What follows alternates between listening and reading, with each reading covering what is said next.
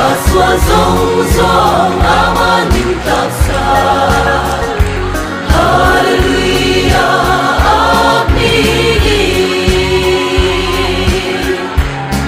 xua rong rong lên cả lâu kali aman sol namin pea mintan xua vangin kafakan Lamoy susah seli Kasua zong zong amanin taksa Amin tiang limin Amin tiang limin Kasua zong zong amanin taksa Hallelujah amin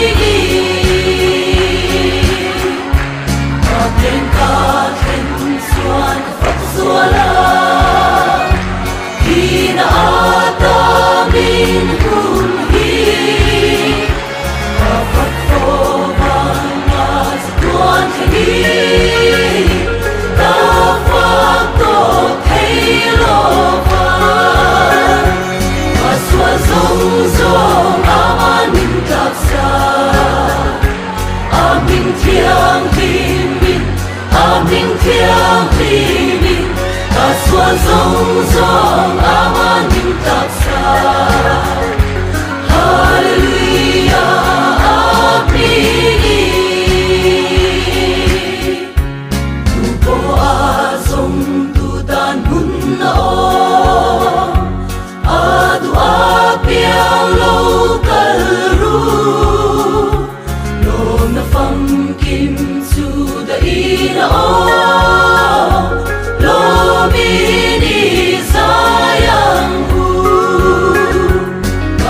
Zong zong amanin taksa Amin tiang limin Amin tiang limin Kaswa zong zong amanin taksa Hallelujah amin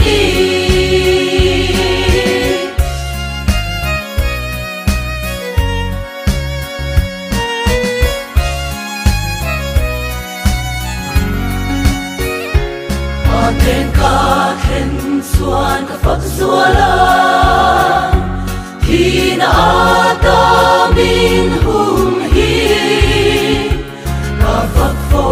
vang nga sa tuan khen hi Ta phật tô thay lo vang Ca xua zong zong amanin taksa Amin tiang limin Amin tiang limin Kaswa zong zong amanin taksa Hallelujah amin Tupo azong tutan hunna Adu apiang lokal ru Fam kim suda ina Lomini sayang Kaswa zong zong amanin taksa